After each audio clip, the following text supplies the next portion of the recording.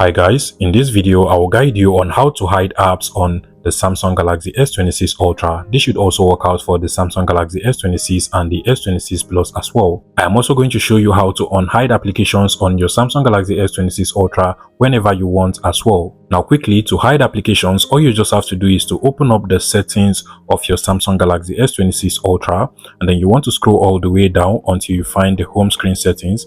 Go ahead and select that, then scroll all the way down until you find the hide apps on home and app screen. Select that as well, and at this point you should be able to find all of the applications currently installed on your Samsung Galaxy S26 Ultra. So go ahead and pick the applications which you want to hide.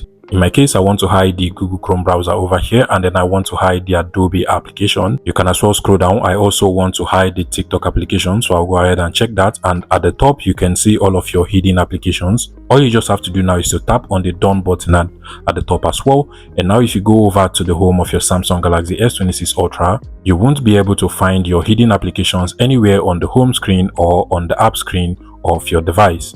But if you want to unhide those applications, you just have to go over to the settings one more time, scroll over to the home screen settings, go ahead and select that, and then scroll all the way down as well to the hide apps on home and app screen settings as well. Now you just have to tap on the minus or delete icon at the top of any of the applications you want to unhide. So if I want to unhide the TikTok application, I can just tap on it and it will be removed from my hidden application. All you just have to do now is to tap on done, and if you go back to the home of your Samsung Galaxy S26 Ultra, you should now be able to find the TikTok application over here.